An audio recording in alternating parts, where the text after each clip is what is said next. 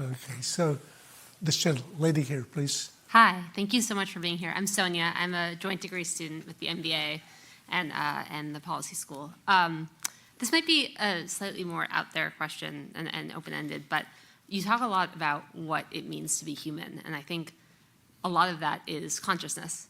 And I'm curious, when I think about theories of consciousness, which obviously is very ill-defined, AI is hitting more and more of those. And so like, if anything, we need a revolution in how we think about consciousness. But I'm curious how you think about consciousness in AI, and if you do think that there's a possibility that AI is or will become conscious, what that looks like, what model welfare looks like in that case. Well, let me ask you a simple question. So I'm going to give Graham credit for being conscious.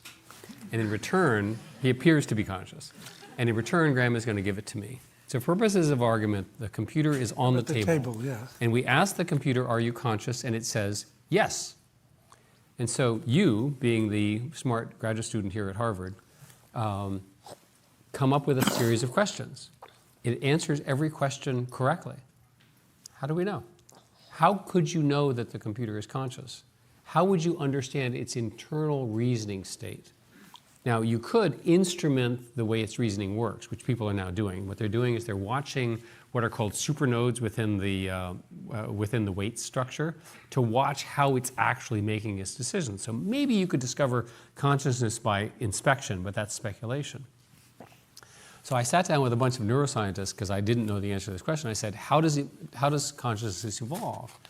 And their theory, which is just a theory, was that consciousness evolves when you have dissimilar systems that are working together and growing, and they develop an awareness of the other, right?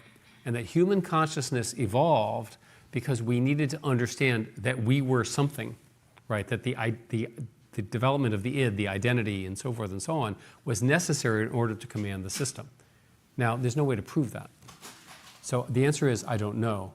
But this is a good question. It's a fourth question to ask this audience to work on. And there's two questions. The first, how does it work? And the second is, how would you verify it?